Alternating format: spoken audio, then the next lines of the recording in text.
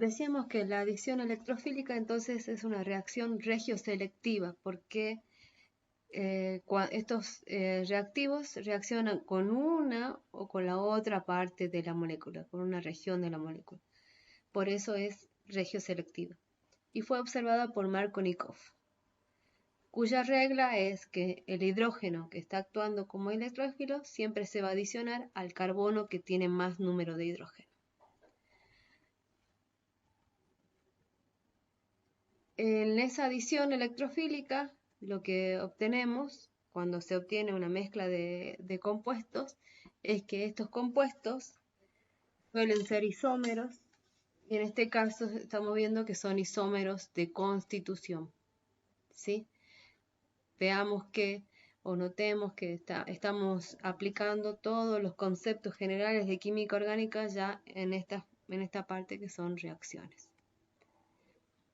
¿Qué ocurre si tenemos acá el 1-buteno?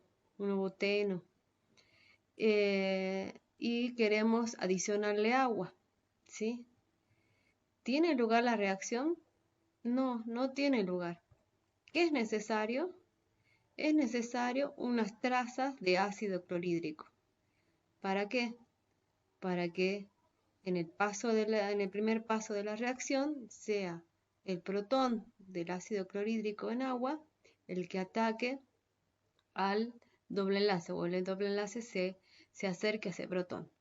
Una vez que se acerca a ese protón, se obtiene de nuevo el carbocatión y elijo el carbocatión más estable, ¿sí? Entonces ese carbocatión recién va a reaccionar con el agua, que es el nucleófilo. ¿Ven? En la primera parte actúa el electrófilo y en la segunda parte el nucleófilo. Se adiciona el agua, estos dos electrones se forman un enlace con este carbono, ¿sí? Y la carga positiva se traslada al oxígeno del agua y se forma lo que se llama un alcohol protonado. O sea que el segundo paso entonces es el ataque del nucleófilo agua. Luego de eso, el alcohol protonado, ¿sí?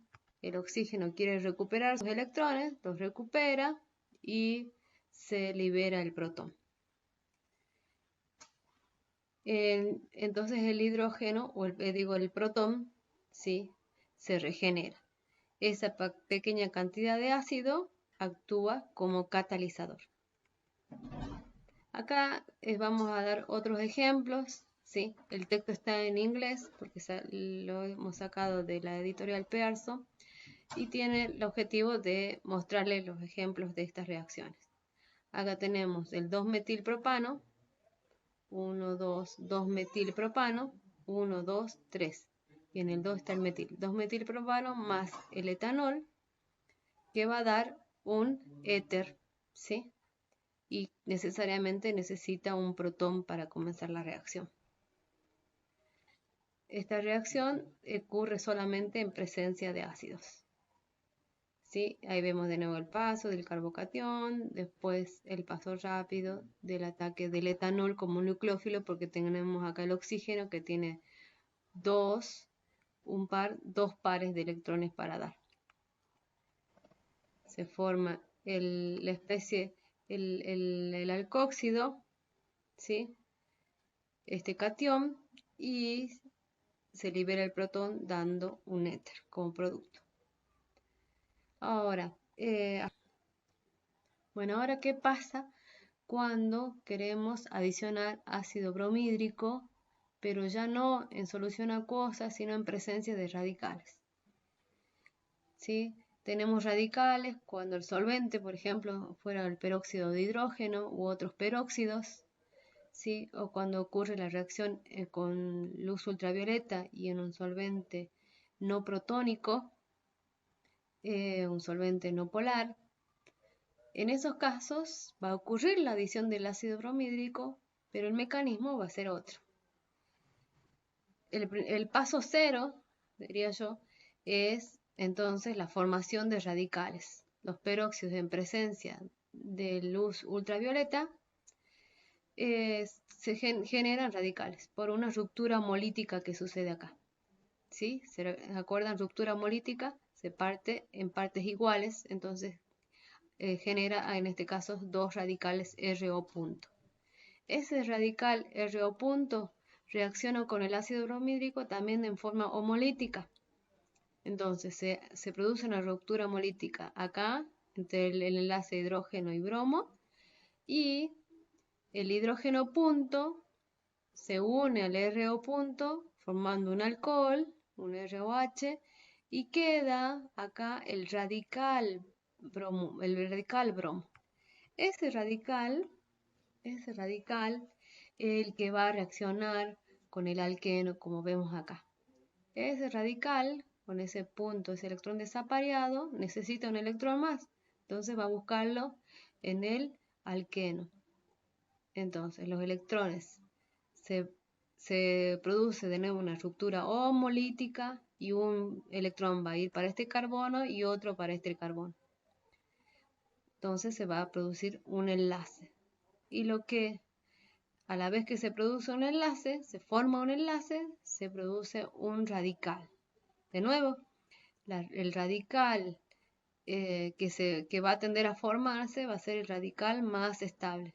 O sea que cuando yo hago este paso de la reacción, puedo dar como resultado de ese paso dos radicales, este y el otro, al bromo y acá el carbono punto.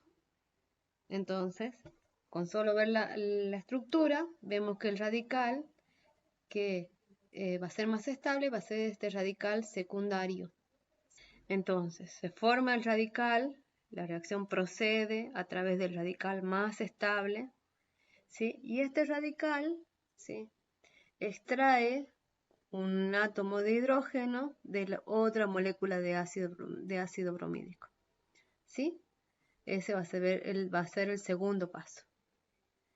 Y así se forma un enlace con el hidrógeno y se forma el halogénuro de alquilo. Y de nuevo se forma el radical. Y otra vez se va a producir el paso 1 y el paso 2 hasta que se acabe todo el ácido bromídrico, ¿sí?